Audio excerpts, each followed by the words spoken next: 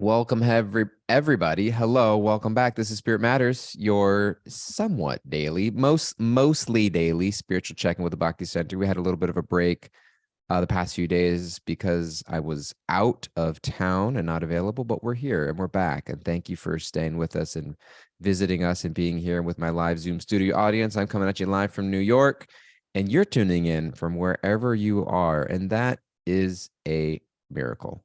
Sometimes I was reflecting just yesterday about how easy it is to take for granted the gifts of spiritual life that we have. That we've been there's the idea of, if you look at the nature of the soul. I'm just jumping right into it. Is that okay, Kimberly? Can I just do that? Okay, that's what I do. I was looking at when you look at the nature of the soul in the context of spiritual life, like the eternal nature of the soul. And there's different conceptions about, um, our individual being. We're created at this life. Some people believe that there's an eternality, but we're created at a certain point, or we're born and then we die and there's nothing after. From a Vedic perspective, the soul is eternal, meaning no beginning, no end. And which means that this is not our first rodeo, meaning that we've had lives before this and we're going to continue afterwards. And so when we think about the idea that we've been sort of sojourning through the material world for a period of time, kind of wandering through the material world in the darkness, one of the qualities that Krishna gives in the Bhagavad Gita about the nature of the spiritual world is self-illuminating, which, when you contrast that with the material world is a naturally dark place. Unless there's some external source of light, it's complete darkness. And we don't really have, some people, maybe if you're living out in the country somewhere, you have this experience of complete darkness. We don't even have an experience of complete darkness anywhere. Like, it's actually tough to get. Like, you live in New York City, like you buy like light blocking curtains to try to like get a dark room. But the idea that the material world is actually completely dark, it's a dark room, and we're wandering through it life after life. And at some point, here we are, contact spiritual nature, contact spiritual wisdom, contact spiritual association, contact God's hand reaching down into your life and pulling you closer. And that's what this is. The fact that I'm sitting here in New York, we got a live Zoom studio audience from all over the country. I don't think there's any internationals today, though there always could be. And wherever you're tuning in from, India, England, Australia, anywhere in the United States, South America, Antarctica. I haven't heard any Antarcticans, but there may be that I'm just not aware of. I don't know if they get do they have Wi-Fi in Antarctica? I hope so. They must. Maybe that's where the Wi-Fi comes from. It's where all the satellites are. But we're here and it's a miracle. And I think that a huge practice for us is to not take for granted the spiritual gifts that we have in our life, because they are a gift. And today is a gift, and that's why we're here. And we receive that gift by tuning in every day and listening to a little bit of spiritual knowledge, specifically from the Bhagavad Gita. Baldevi says that satellite is set up for Antarcticans research and visitors. Visitors? Are there visitors to Antarctica? I didn't see that on my Expedia travel suggestion package. All-inclusive package, Antarctica. All-inclusive snow cones. You get tons of tourists, cruises, you name it. Okay. She sounds like somebody who's got that on her bucket list. Cruises. Yeah. Cruises. Okay. I'll have to look that up afterwards. We'll have to do our next Bhakti retreat in Antarctica. Yoga in the snow. Okay. So we are Pesha saying no. Yeah, we're canceling India this year and we're going to Antarctica. We're visiting all the holy places in Antarctica. We're going to all the holy places in Antarctica. We're going to go visit all the holy icebergs. Okay. All right. Moving on to the Bhagavad Gita. We've been in the Bhagavad Gita chapter 4. Chapter 4. Interestingly, the Bhagavad Gita literally translates to the song of God, which is interesting about the idea of God calling out to us. God calling out to us, and kind of like when kids have been out playing all day and the mother has to come to the porch, or the father or the caretaker comes to the porch and says, okay, everybody, time to come inside. It's kind of like we've been playing around in the material world for lifetimes, just fooling around, causing trouble, messing stuff up. And it's like God is coming out to the porch and saying, are you done yet? Are you frickin' done yet? I don't know the Sanskrit word for frickin', but this is a family-friendly show, and we're going to keep it that way. Are you done yet? Like, are you, I'm ready for you. I'm totally ready for you to just come back home. Just come back home. And I think that each of us are searching for home. When what we're really, we said this in a couple podcasts ago, when we get to a place when because I said that I don't really think that what we're usually not looking for what we're looking for. We're looking for what we think we're looking for will bring us. Meaning that, like, when I'm looking for that career, that relationship, that hobby, that passion, whatever it is, I'm actually looking for home. I'm looking for belonging. I'm looking for connection. And the lie of the material world, if I can be upfront, the lie of the material world is that you'll find it right over here. It's just over there. Look at all these people. They found it over here. They're experiencing it. Meanwhile, the people that you're looking at are looking at you thinking that, oh, they've found it. And you're like, I haven't found it. And meanwhile, they're like, I haven't found it either. It just looks this way. And we're just looking at each other thinking, they've got everything I'm looking for. They've got everything we're looking for. And it's the lie of the material world because it's just not on menu. And so the Bhagavad Gita is Krishna's song to each of us. He's speaking to Arjuna, but he's speaking to each of us. Our song, standing on the front porch, asking us, are you done playing around? Are you ready to come inside? Are you ready to come home? And all we need is a willingness. And sometimes it seems that there's big obstacles for us to come home. There's big obstacles that are there. And all Krishna's saying is, you know what? Are you willing enough? Are you willing enough to let me remove them? Because you can't do it on your own.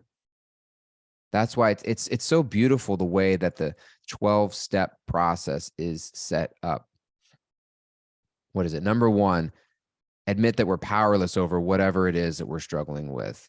And then two, believe that it's possible to get better and overcome it through God's help. And then number three, just turn it over.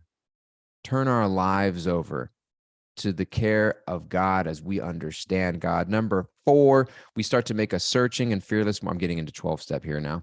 We're going to search a fearless and moral inventory of ourselves, meaning like do some cleanup work inside.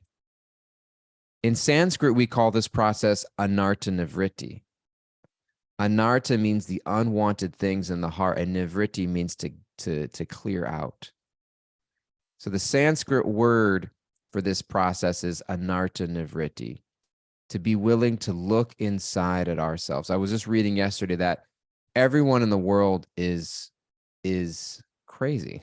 Everyone in the world is deluded. Somebody who's aware of and able to analyze their delusions is called a philosopher. And so a spiritual life is really not that we're better than anybody else. It's just that we're more aware of the disease that afflicts us. I'm not necessarily better than you or anybody. And the problem is in spiritual life, we start to think that we're better because we know the disease that afflicts us. Spiritual life is like, I simply am aware of what I'm dealing with, and I'm aware of the medicine that can help, and I'm starting to take doses. Let's say you're in a hospital and you're being treated for cancer, and you're 2 months into your treatment, and a new cancer patient comes in day one. You don't walk up to them and be like, you're so much lower than me. I've been getting treatment for 2 months. You just got here. Or let's say you get out of the hospital and you're cancer-free now, and you meet somebody who just found out they have cancer, you'd be like, you're so far behind me. I'm like way ahead of this game than you. Yeah. You might want, yeah, maybe if you're nice to me, I'll give you some help and some tips about how to deal with this. It's like, no. We're all struggling with the same thing. It's just that some of us at some point became aware because we ourselves noticed there was something wrong and we went to a doctor, or sometimes we don't even know something's wrong. We're just going to the doctor for a checkup and they're like, I'm sorry, I've got some news for you. And we're like, what? And then it's like, here's a treatment. And so spiritualists, whenever we think we're better than everybody, it's like, what is seriously wrong with you? Like, what is that derangement that we have of thinking that we're better than other people? Like, I'm just as sick as everybody else. At some point, though, I have a blessing to understand a little bit more about the nature of my dis-ease and how to deal with it. And wouldn't we want to share that with anybody else that's willing at the same time, if they're desiring and willing and wanting? So this process in Sanskrit is known as anartanavritti, when there's an understanding that there are things in my life that I want to change. Not people in my life that I want to change, not circumstances in my life that I want to change, things about me that I want to change. Been going through this recently, been having a very challenging life circumstance that's bringing up a lot of challenging inner experiences. And what I've been telling myself, and you hear this a lot, and it's really tough to swallow, and it doesn't always sit with me well. The idea that like the challenges in life are a gift, the idea that like every gift, every challenge is an opportunity to grow. I'm like, thanks. I'm over here bleeding and hurting. Can you just give me a hug, please? Or maybe like, a glass of orange juice or something. Like, I just need some comfort. I don't need to be told that somehow, like, in my pain and sorrow, I need to be told that this is a gift. It's a really hard one. But somehow, and I'm only speaking from personal experience, what I'm realizing, because, I'm 38 now, and I've been on a spiritual path for 20 years. I've been in one place in New York for 15 years. I haven't moved around a lot as an adult. I lived 5 of my adult year life in California, my entire adult life in California, but I moved out of the house when I was 18, moved into a temple in Laguna Beach, lived there for 5 years. And then I moved out here to New York, and I've been here for the past 15 years. And so every couple of years, I notice I get into this really like painful, dynamic with somebody or a couple people that just stirs up a lot of anger, or stirs up a lot of insecurity, or stirs up a lot of resentment. And I always think it's about the person. And there's always like a narrative in my head about how it goes and what's happened, and about how I did nothing wrong. But this person wronged me. This person wronged me in some way. And that's what's causing all of these like deep feelings of pain. Like I was hurt, or I was betrayed, or I was misunderstood, or I was wrongly accused, or I was mistreated. And all these feelings come up. Every couple of years, there's somebody that I need to cut out of my life.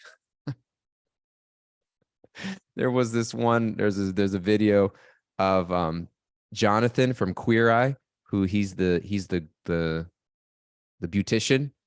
He does the grooming for whoever they're trying to give them their makeover to. Everyone's got a special superpower, and his is beautifying somebody.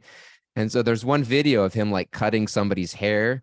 He's like got the hair, and he's got the little scissors, like real surgically, like snip, and then the caption that somebody put is, you can't just cut people out of your life. And then it's like me, and it goes to that clip of him just like very closely surgically like snipping off these tips of a hair. And I'm like, that's me. Like, why is it that every few years I feel like I got to cut somebody out of my life? And I'm just like, that's something I got to look at, And so as I'm going through this like real tough, painful interpersonal scenario, I've been meditating on this, been taking this like self-development little course, and they talk about these 3 gifts of our life challenges. And one of them is the gift of of knowledge. One of them is the gift of power, and one of them is the gift of something else. I got to go back and look. I'm still taking it. But like the gift of power, of like bringing that power back to me and just being like, you know what? Like, this actually is a gift. God's giving this to me because he's saying like, there's something deep. The gift of forgetfulness. No, Leslie, not the gift of forgetfulness. That's what I think I need. It's interesting that we were talking about like 12 stuff. Like, that's addiction. Russell Brand said the opposite of addiction is connection. The opposite of connection is addiction. And so it's like, you know what? I can't deal with this. Let me just forget. And I think a lot of material life is about trying to forget, moving on to the next relationship, the next career, what is social media other than just an opportunity to forget about my life and focus on somebody else's? Called my mom the other day, just yesterday, because I was just like, I need someone to talk to. But I don't talk to my mom about what's going on in my life. If you're listening, Mom, I love you, or any of your family. But I just call my mom sometimes just to say hi. And I'm like, I just call my mom sometimes just to say hi, as if that's like a big thing. Probably should call my mom more often. Anyways, like, she started to kind of like every now and then, there's stuff always going on in the family. I won't air the dirty laundry, but there's always something going on. And she was just sharing something that she was going on that was painful. And as I was just listening to her talk about what she was going through, I was just like, I don't know, but this makes me feel a little bit better because I'm just not the only one who's just like going through whatever. And she was like, I'm so sorry that you called me up and I just dumped and vented on you. And I was like, no problem. It's what I needed right now. Sometimes we just want to forget about our life and hear about somebody else's, especially the problems that they're going through. And so that's the other power, the power of forgetfulness, as you said, Leslie. But I don't think that's a sustainable option.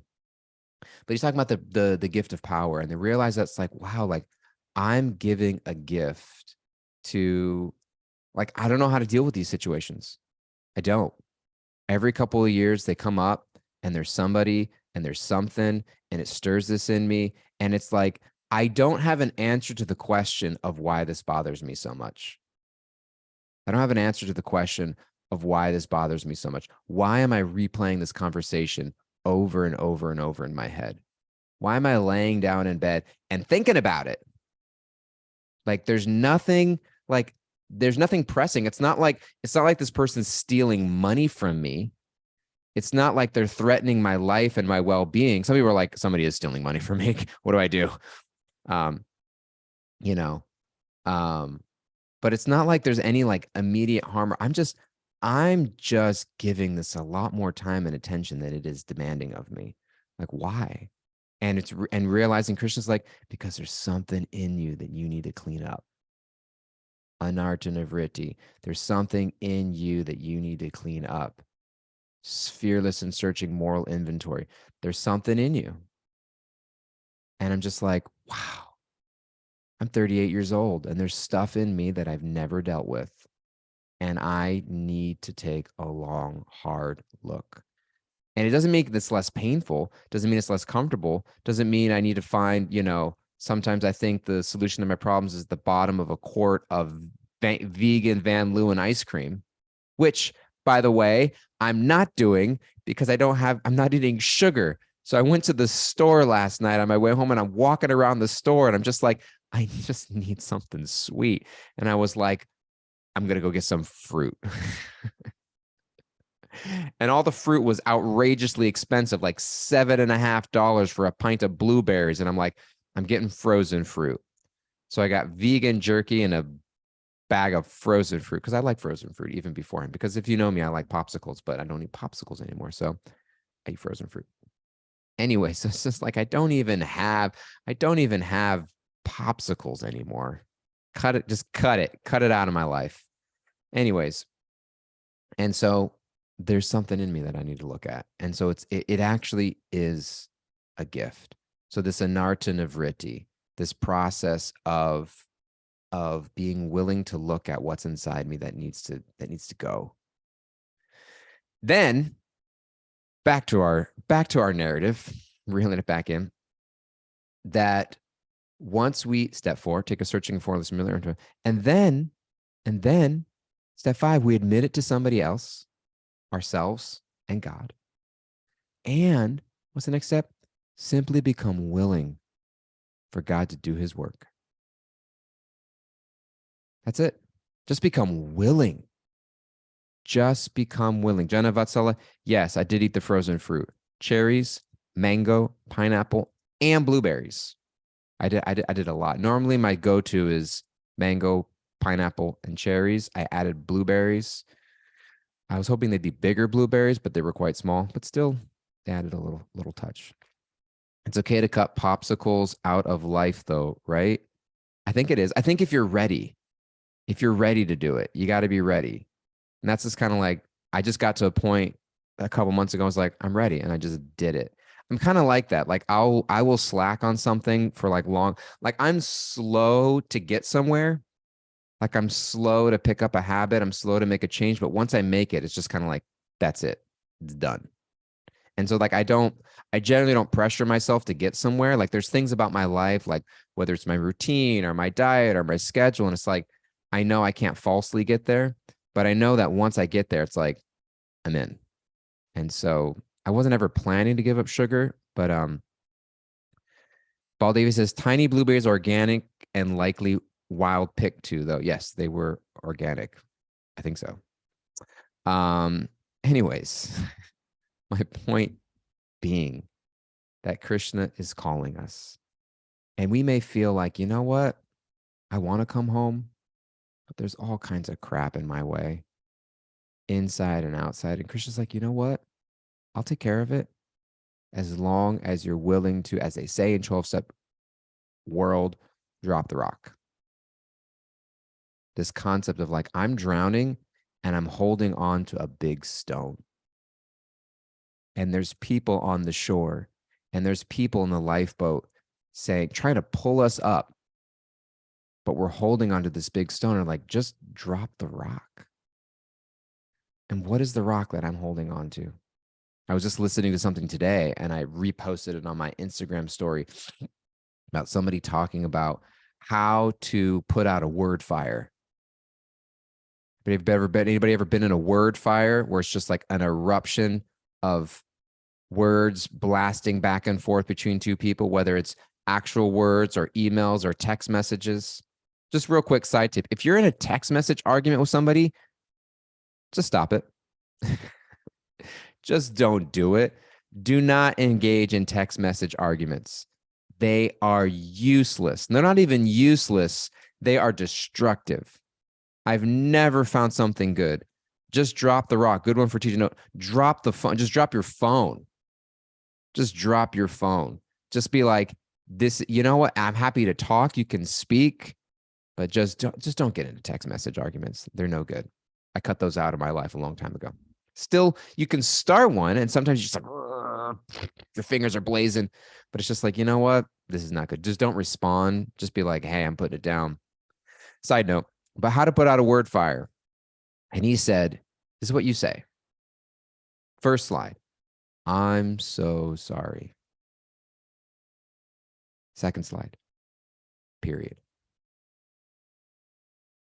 Because anything you say after that starts to sound like an excuse.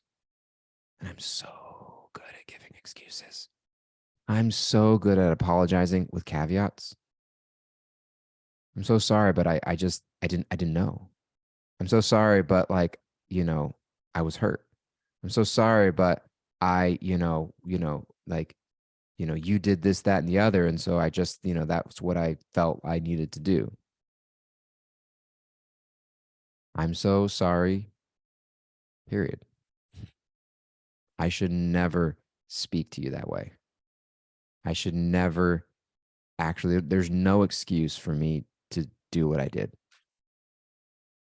There may be pain that you need to recognize. You may need to apologize for something. That's a separate conversation, a separate story. But am I getting to the place where I am willing to own my own actions and behaviors? Not because it's like, well, why do I always have to be the bigger person? It has nothing to do with being the bigger person. This has to do with you. And do you want to carry around that big stone of whatever is holding you down and sinking you? It has nothing to do with them. If you want a relationship with that person and to continue, yeah, you may need to work those things out, whatever. But regardless of whether that relationship, this is about you and your own peace and your well-being and your happiness. This is about my peace, my happiness, my well-being.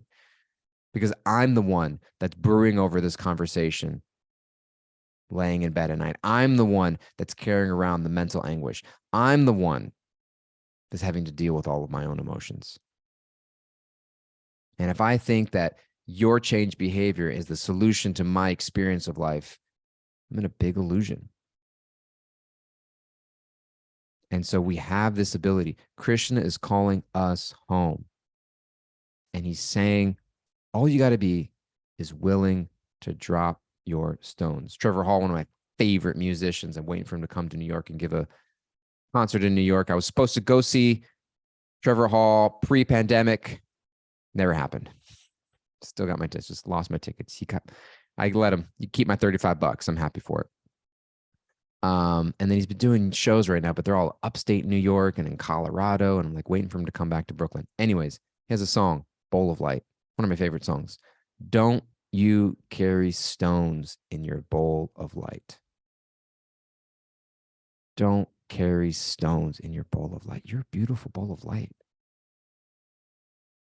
And that person that you are whatever with, they are too, believe it or not. They're carrying stones and you're carrying stones. And somehow I'm walking around trying to dump out the stones in everyone else's bowl, when I've got my big, giant sack of boulders that I'm carrying around. Why not focus on those ones? Why do I have to be the bigger person? It's nothing to do about being the bigger person. It's about, do you want to walk around with the sack of boulders on your back? And do you want a bunch of stones in your bowl of light? That's the question. And that's the hard one. Because you know what? We may never get to prove our point. We may never get the apology we think we want or need or deserve. We may never get applauded for it. No one's going to walk up to us and say, you know what? You were so humble. You know what? You're actually better than that person because you were humble and said sorry, even though they didn't. Don't tell them, but I actually think that you're a better person. You're not going to get that. The reward is going to be, this is what the reward's going to be.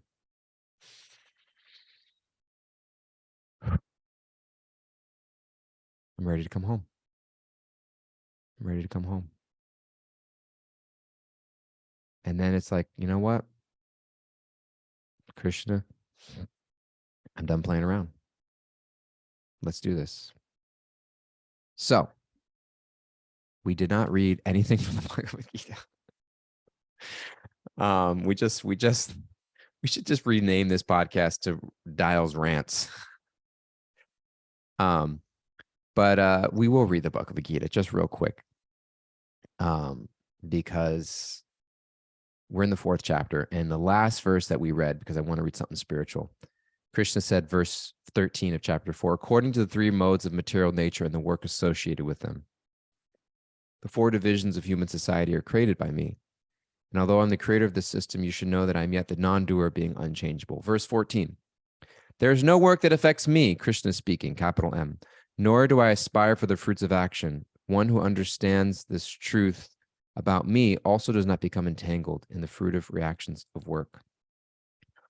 Verse 15, all the liberated souls in ancient times acted with this understanding of my transcendental nature.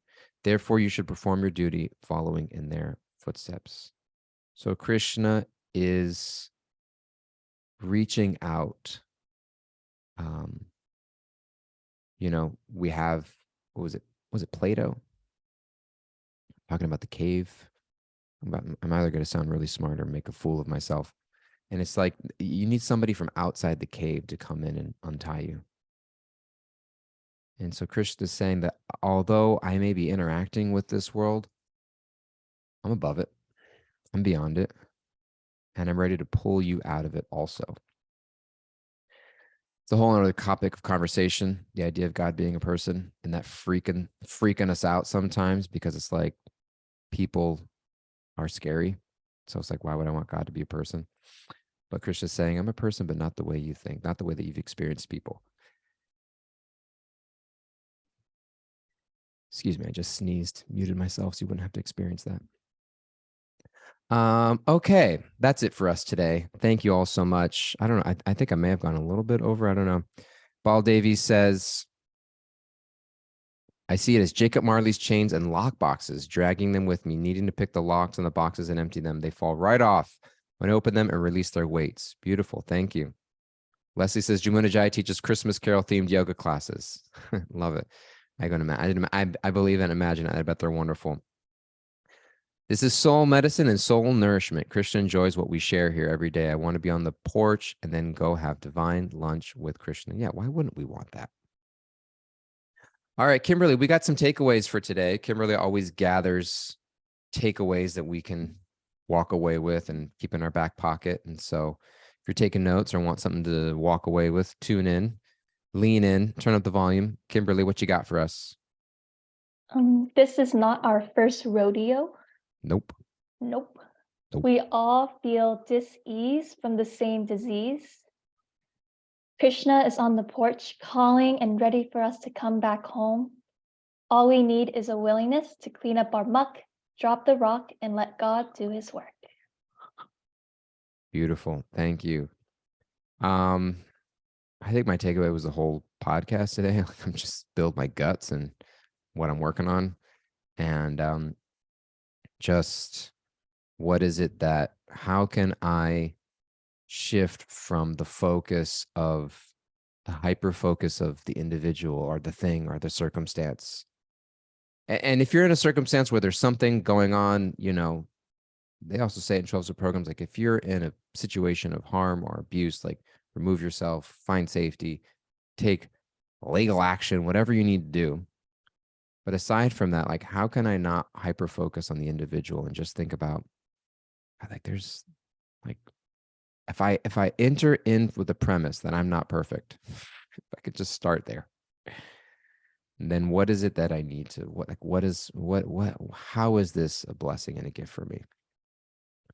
And seeing that. Thank you all so much. Appreciate you so much. Love you too, Pasha. Pasha wrote a little love you in the chat. Love all you guys. Thank you for being here so much. We will have our podcast tomorrow. Going to India tomorrow evening. I don't know what the schedule is going to be next week. If you'd like to get on our WhatsApp group about joining the live podcast episodes, write to us at spiritmatters@bhakticenter.org. And we're always happy to be in touch with you. Please be well. Thank you guys all so much. See you next time. Bye-bye.